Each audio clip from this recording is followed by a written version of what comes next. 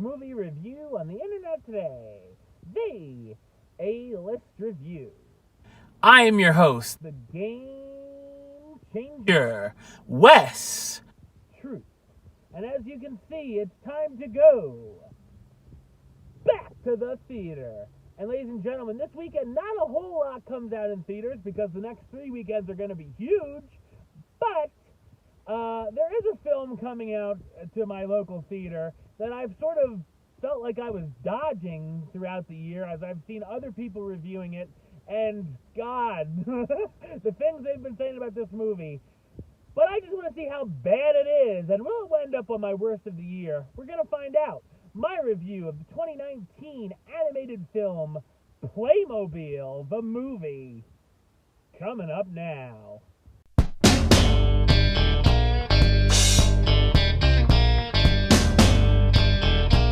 Marla, a former dreamer who wants to travel many places, gets life-shattering news when she finds out her parents have been killed in an accident.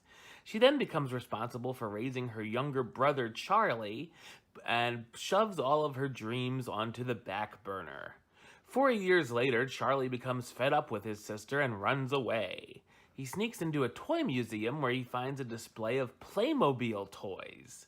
When Marla finds him through the power of a magical lighthouse, the two are transported into the display and become toys themselves. Soon Marla finds herself in an adventure, discovering new lands as she goes on a rescue mission to find Charlie. So what did I think of Playmobil the movie? I thought it's a ghastly animated film. As you can tell, this project is a big-time ripoff of the Lego Movie, which had so much creativity, humor, and heart, all of which seems to be forgotten here. In fact, the trailer, at least the English version, is very misleading, tricking viewers into thinking that this movie is some kind of spy parody, when that portion only lasts about 15 minutes total. While the Lego Movie was made for all audiences to enjoy, this is made for a very young audience members, although I'm not quite sure that it will keep the kids' attention all that well. It's bookended with live-action segments of the main characters and kicks things off with a very random and dark opening, considering the kind of movie that this is supposed to be, with its Disney-like plot twist concerning the parents. Once the animation comes in when the siblings get transported into the land, the visuals are passable, but nothing great. The comedy is very lame and falls flat at almost every turn, and the only time I ended up laughing was unintentionally at some of the awful lines in the script. The story bounces around from land to land, and in a nonsensical fashion, almost as if it's high on crack. It's so crazy and random it feels like you're watching a toddler play with their toys. I'm still not sure what exactly I sat through. It deals with everything from pirates, Vikings, spies, cowboys, dinosaurs, and even ventures into space. There's also a very boring villain, a Roman emperor whose evil plan is to kidnap a warrior from each land and have them fight in a coliseum. There's tons of tedious subplots thrown in that go nowhere and are obviously just there for padding. It felt like there's actually only about 30 minutes of story. The songs are horrid as well and make the film even more excruciating to sit through. Although I did like the Rex Dasher song, the first time it played at least.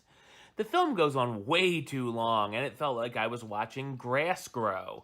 I actually drifted off 3 times in total, so it might be a good cure for insomnia for older viewers at least.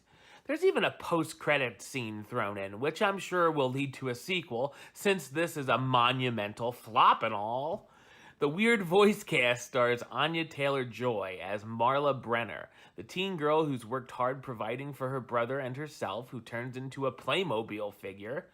Gabriel Bateman as Charlie Brenner, Marla's younger brother who turns into a Viking figure and is kidnapped. Jim Gaffigan as Dell, a food truck driver who helps Marla on her mission. Daniel Radcliffe as Rex Dasher, the egotistical secret agent who also joins the team to help. And Adam Lambert as Emperor Maximus, the evil ruler of Constantinopolis.